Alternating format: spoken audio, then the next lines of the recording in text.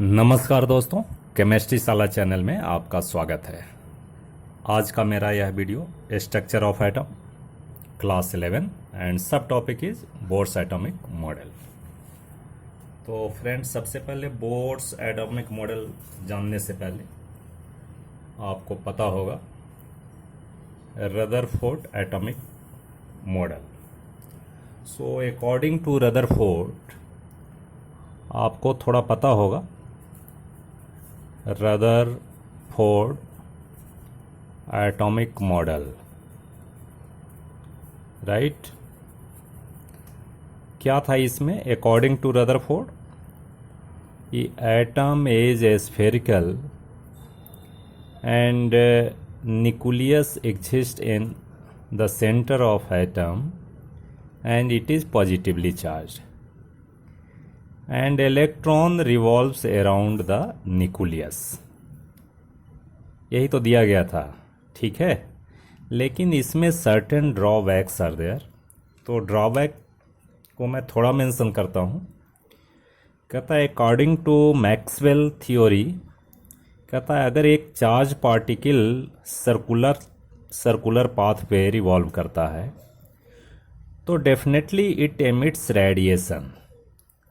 ठीक है दोस्तों, अब ये रेडिएशन इमिट करेगा तो इसका मतलब है कि इलेक्ट्रॉन की एनर्जी धीरे धीरे कम हो जाएगी and the size of orbit become smaller and finally electron goes into the nucleus and so on the existence of atom is destroyed, right. तो ये जो ड्रॉबैक था ये कैसे रिजॉल्व हुआ and it is modified by Bohr's. तो देखो दोस्तों, इसमें दो चीज़ समझना हमको कि भाई कैसे मॉडिफिकेशन कैसे हुआ, किस बेस पे हुआ। यानी कुछ चीज़ हमें याद रखना है। जैसे फर्स्ट वन है कि द स्टडी ऑफ इंटरैक्शन। ये मैंने बताया पहले वीडियो में, इंटरैक्शन of radiation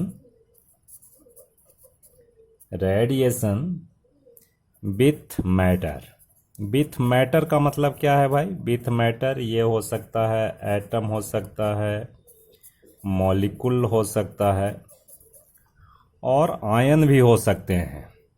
ठीक है कि नहीं? ये कहाँ पढ़ा है?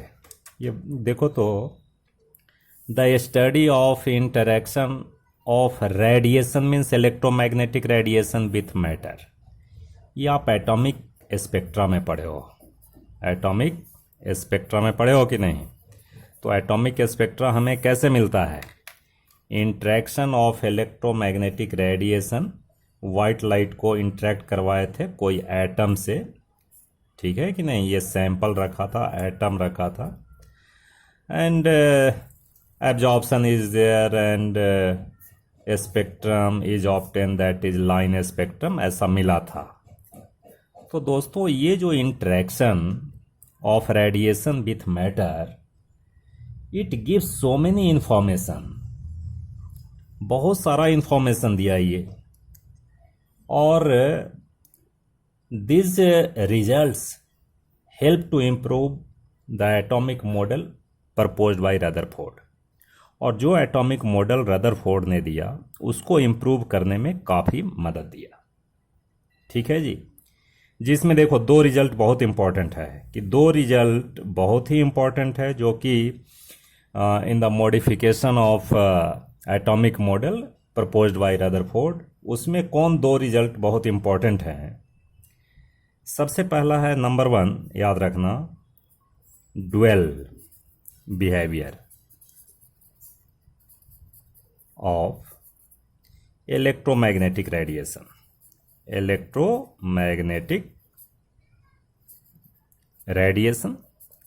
डुअल बिहेवियर मीन्स दो बिहेवियर करता है। फर्स्ट वन इज, एक तो इसका होता है वेव नेचर होता है और दूसरा इसका पार्टिकल नेचर होता है जी। Second one is particle nature.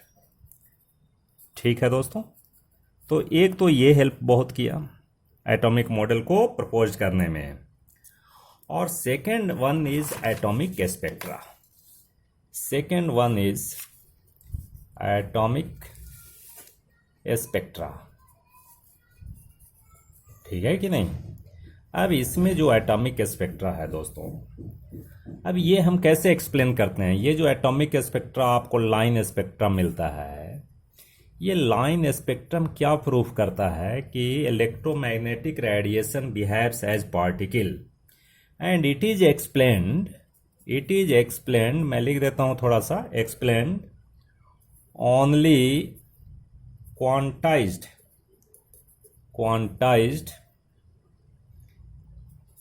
Electronic energy level in atom. ये एटॉमिक स्पेक्ट्रा ये प्रूफ करता है कि ये जो एटम में जो भी एनर्जी है इलेक्ट्रॉन की, वो क्वांटाइज्ड है, right. It is in the form of package, means particle nature of electromagnetic radiation. ठीक है दोस्तों। अब देखो, ये सारी बात को रख के कुछ पॉस्टुलेट्स हैं बोर्स के, यानी Bohr model, atomic model based on some postulates. So let us be see postulates of Bohr. Now friends, postulates of hydrogen atomic model proposed by Niels Bohr. Actually, atomic model for hydrogen atom which is proposed by Niels Bohr based on so many postulates, right? तो देखो दोस्तों, सबसे पहले Niels Bohr ने hydrogen atom पर ही experiment किया, और चूंकि हाइड्रोजन एटम बहुत ही सिंपल होता है, इसमें एक इलेक्ट्रॉन एंड एक प्रोटॉन होता है, इसलिए अभी इस पे ही एक्सपेरिमेंट किया गया है। तो हम देखते हैं वन बाय वन पोस्टुलेट्स को। सो फर्स्ट वन इज,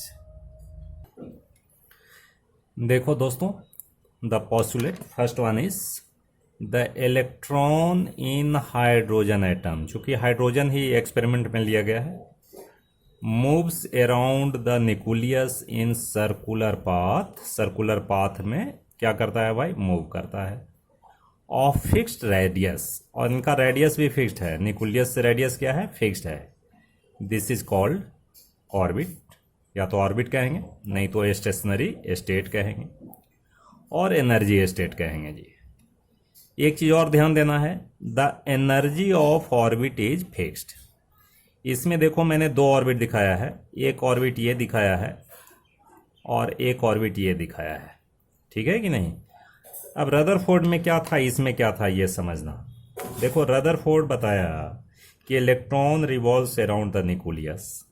अब इसमें इलेक्ट्रॉन की एनर्जी के बारे में बताया कि एनर्जी जो भी है जी, whatever energy is there, and drawback हो गया कि भाई एनर्जी कम होती जाएगी। अब बोर ने क्या किया, नहीं साहब, ये जो सेल की एनर्जी है, ऑर्बिट की एनर्जी है, ये एनर्जी फिक्स्ड है, ये फिक्स्ड एनर्जी है, फिक्स्ड, इसका बदलाव नहीं होता है। इलेक्ट्रॉन की एनर्जी नहीं है भाई, ये सेल की एनर्जी है, और जो न्यूक्लियस के पास होता है उसकी एनर्जी सबसे कम, और धीरे धीरे आगे बढ़ेंगे तो एनर्जी बढ़ती जाएगी ऑर्बिट की। एंड सेकेंड थिंग कि if electron present in this orbit, so energy of electron is equal to energy of orbit, और एनर्जी ऑफ स्टेशनरी स्टेट और एनर्जी स्टेट जो आप कहें, ठीक है जी। हम सेल भी बोल सकते हैं, ठीक है, ऑर्बिट को सेल भी बोलते हैं। अगर मान लो इलेक्ट्रॉन यहाँ है तो इसकी एनर्जी किसके बराबर होगा भाई, तो इस ऑर्बिट की जो एनर्जी होगी that is the energy of electron. अगर मान लो इलेक्ट्रॉन इसमें प्रेजेंट हैं तो इसकी एनर्जी इस ऑर्बिट के एनर्जी के बराबर होगा, यानी इलेक्ट्रॉन की अपनी एनर्जी नहीं है भाई, जिस ऑर्बिट में होगा उसकी एनर्जी उस ऑर्बिट के बराबर होगा, राइट। अगर मान लो ये इलेक्ट्रॉन यहाँ से यहाँ जंप करता है तो इसकी एनर्जी इस ऑर्बिट के बराबर हो जाएगा, ठीक है जी। इमिशन होगा, एब्जॉर्प्शन होगा, वो आगे देखेंगे। तो देखो, तो एक ड्रॉबैक यहाँ सॉल्व हो गया ना। मॉडिफाई हो गया कि इलेक्ट्रॉन की एनर्जी नहीं है भाई, यहाँ सेल की एनर्जी है, ऑर्बिट की एनर्जी है, स्टेशनरी स्टेट की एनर्जी है, that is constant, that is fixed, and energy of electron depends on the energy of orbit. ठीक है दोस्तों, तो ये आपको फर्स्ट पोस्टुलेट आपको समझना होगा। हम समझते हैं ये बात समझ आ गई होगी। Now next, now second postulate is there, energy of electron does not change with time. ऐसा नहीं है कि टाइम के साथ वो चेंज हो रहा है। एक चीज यहां देखना बच्चों, this is the diagram of atom. This is nucleus having positively charged, and first orbit is there, second orbit, third, fourth, fifth, up to infinite. तो हमें ये जानना है कि इनफानाइट जो ऑर्बिट होते हैं उसकी एनर्जी सबसे ज़्यादा होती है, and energy of infinite shell is equal to 0। ये मैं बाद में बताऊंगा क्या है। तो बाकी अगर कम है एनर्जी तो ये सभी नेगेटिव में होंगे जी। Energy of orbit is negative because energy of infinite orbit is equal to 0 and that is maximum. तो बाकी ऑर्बिट की एनर्जी नेगेटिव में होगा। ठीक है दोस्तों, तो इसकी एनर्जी कम है, इसकी ज़्यादा है, ऐसा है। अब देखिए, मान लो इलेक्ट्रॉन इसमें प्रेजेंट है। ठीक है, अगर ये इलेक्ट्रॉन का ट्रांजिशन होता है, ट्रांजिशन होगा, ये हायर एनर्जी लेवल से लोअर एनर्जी लेवल में चला गया जी, यहाँ चला गया, तो बताओ तो इसमें जो ज़्यादा एनर्जी था, that energy is emitted by electron, यानी there is emission of energy when electron moves from higher energy level to lower energy level. तो एक तो बात ये हो गई। एंड वाइस वर्सा, इसका उल्टा भी सही है कि अगर मान low electron lower energy level से हायर एनर्जी लेवल में जाता है जी, यहाँ जाता है, तो यहाँ कैसे जाएगा? इसकी एनर्जी कम है, यहाँ तो एनर्जी ज़्यादा होना चाहिए, तो वो एनर्जी आएगा कहाँ से भाई? तो यहाँ से यहाँ तक आने के लिए इसको कुछ एनर्जी का एब्जॉर्प्शन करना होगा। इट एब्जॉर्ब सम एनर्जी, अब वो एटमॉस्फेयर से होगा या आप हीट करोगे उससे मिलेगा, जहाँ से भी एनर्जी हो। अगर कोई एटम को हीट करते हो तो electron get excited to lower energy level to higher energy level. तो ये दो बात समझना है आपको कि अगर मान लो lower energy level to higher energy level में जाएगा तो क्या होगा भाई? There is absorption of energy, and higher energy to lower energy level अगर इलेक्ट्रॉन मूव्स करता है, in that case there is emission of energy, right?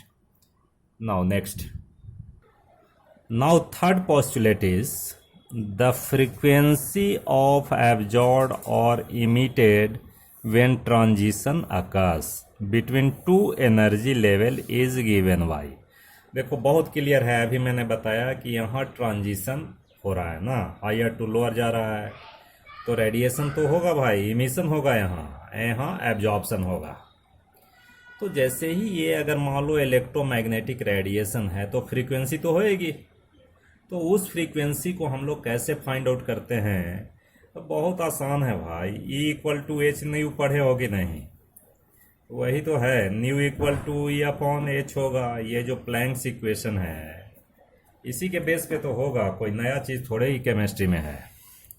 अब देखो यहाँ जैसे मैंने एक लिया है, देखो जैसे मान लो कि इलेक्ट्रॉन E2 में है जी, E2 मतलब ये सेकेंड एनर्जी लेवल में है, इसकी एनर्जी E2 है, इस एनर्जी लेवल की E2 एनर्जी है, और इस ऑर्बिट की एनर्जी E1 है।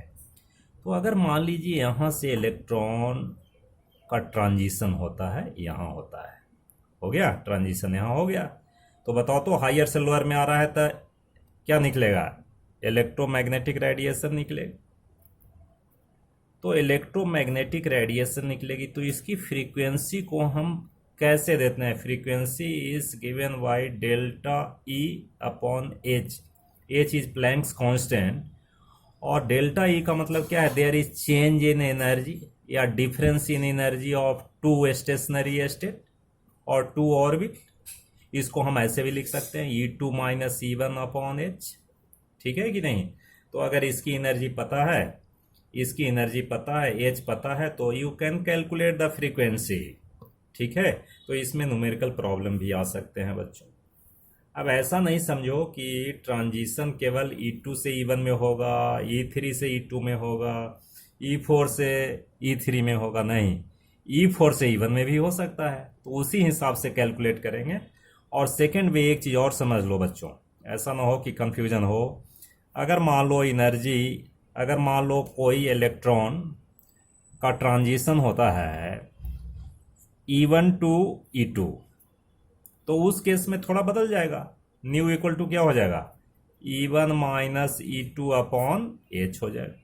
ठीक है, और निगेटिव साइन जो है ना, negative sign indicates the energy is absorb but that energy having certain frequency, and that is the expression for frequency कि how can you calculate the frequency of that radiation absorbed by electron if transition takes place from E1 to E2। ठीक है दोस्तों, तो इतनी बात आपको समझ आ गई होगी। Next, fourth one is angular momentum of electron is given bye MVR। Angular momentum होता है n into h upon 2 pi where h is Planck's equation, Planck's constant। h is Planck's constant आपको पता होना चाहिए। अब तो h का नाम जैसे ही पता होगा Planck's constant आपको समझ आ जाना चाहिए। And its value is 6.6 into 10 to the power minus 34 joule second. तो ये याद रखना है दोस्तों। तो इसकी जो एंगुलर मोमेंटम होएगी, चूंकि सर्कुलर पाथ पे रिवॉल्व हो रहा है, तो एंगुलर मोमेंटम हम किस इक्वेशन से देते हैं भाई, MVR is equal to H upon 2 pi. ये फर्स्ट सेल के लिए 1 आएगा, n की वैल्यू, सेकेंड के लिए 2 आएगा, 3 आएगा, 4 आएगा, 5th आएगा, इस तरह से। Next, fifth one is the radius of stationary state is given by, यानी radius of orbit is given by. देखो दोस्तों, ये याद रखिए आप, Rn equal to 52.9 n square Z. ये जेड जो होता है ना, जेड इज एटॉमिक नंबर, ध्यान देना, atomic number for hydrogen and hydrogen like atom, hydrogen like atom. तो हाइड्रोजन लाइक क्या होगा भाई, हाइड्रोजन लाइक क्या होगा, हीलियम प्लस हाइड्रोजन के जैसा हो गया, लिथियम 2 प्लस हाइड्रोजन के जैसा हो गया, बेरिलियम 3 प्लस ये हाइड्रोजन के जैसा हो गया। तो अगर इसका रेडियस आपको निकालना है तो ये फॉर्मूला यूज करेंगे। ठीक है, और देखो 52.9 n square where n is, मान लो फर्स्ट सेल की निकालनी है, फर्स्ट ऑर्बिट की रेडियस, तो यहाँ 1 लिखोगे, यहाँ एटॉमिक नंबर डालोगे। अगर हाइड्रोजन के केस में तो z इक्वल टू 1 होगा, and this is special for hydrogen कि r इक्वल टू, ये फर्स्ट ऑर्बिट के लिए क्या होगा, चूंकि एक ही ऑर्बिट होता है तो n equal to n square, n की वैल्यू 1, और a इक्वल टू 52.9 पिकोमीटर। तो इसको बोर रेडियस भी बोलते हैं जी। हाइड्रोजन का जो फर्स्ट ऑर्बिट है, तो इसको हम बोर रेडियस भी बोलेंगे। ठीक है भाई, तो ये आपका fifth postulates is there. Now next, now sixth one is energy of stationary state, energy of orbit for hydrogen atom is given by, क्या होगा भाई, En की वैल्यू 1, अगर फर्स्ट रखोगे तो energy of first orbit, this is equal to minus RH 1 upon n square. अब देखिए first orbit की निकालना है तो n इक्वल टू 1 रखोगे, सेकेंड ऑर्बिट की एनर्जी n इक्वल टू 2, अगर 2 रखोगे तो एनर्जी थोड़ी बढ़ जाएगी, लेस निगेटिव वैल्यू आएगा। Where RH is Rydberg constant and its value is minus 2.18 into 10 to the power minus 18 joule. ठीक है दोस्तों, ये रेडबर्ग कांस्टेंट है, it is in the form of joule. एक रेडबर्ग कांस्टेंट पढ़े वो वेव नंबर में, वो अलग है, उसमें भी हम कोरिलेट कराएंगे नेक्स्ट वीडियो में। ठीक है दोस्तों, नाउ नेक्स्ट, आप इसी वीडियो में देख लीजिए कि what does the negative electronic energy for hydrogen atom. देखिए जितने भी सेल की एनर्जी हैं वो नेगेटिव में आ रहा है, and as you have seen the expression of energy of shell is equal to minus RH1/n², तो नेगेटिव ही आएगा। तो दोस्तों ऐसा है कि जो इनफानाइट सेल हैं, जो न्यूक्लियस से बहुत दूर हैं, अगर मान लो यहाँ इनफानाइट सेल में इलेक्ट्रॉन है, then this electron is free electron है, तो फ्री इलेक्ट्रॉन होगा, that means energy is equal to zero. Energy क्या होगा भाई? जीरो होगा, energy is zero. There is no force of attraction towards nucleus like that. लेकिन जैसे ही इलेक्ट्रॉन हम इनफानाइट से कम में आते हैं, सेल में आते हैं, तो definitely it experience a force of interaction between nucleus and electron, so it's energy decreases. अब डिक्रीज होगा तो क्या होगा भाई? जीरो से कम होगा, यानी निगेटिव वैल्यू होगा, निगेटिव वैल्यू। अगर और पास में आएगा, मोर इंट्रैक्शन इज देयर, सो ये इसमें जो फ्रीनेस है वो घट रहा है, तो घट रहा है मीन्स एनर्जी कम होती जाएगी, तो ये मोर निगेटिव होता जाएगा। सारी बात समझ, यानी negative sign signifies the energy is less, यानी सबसे कम एनर्जी होगी फर्स्ट सेल की, तो इसकी मोर निगेटिव वैल्यू होएगी जी, ये मोर निगेटिव वैल्यू होगी। और जैसे जैसे हम आगे बढ़ते हैं लेस निगेटिव होता जाएगा, and finally for infinite cell the energy of electron is equal to zero. So दोस्तों इसमें बहुत सारे एक्सप्रेशन आपने देखा in the postulate of Niels Bohr, तो उसमें बहुत सारे क्वेश्चन भी पूछे जाते हैं, तो इसको ध्यान रखना। And I hope you will like this video. Thank you very much.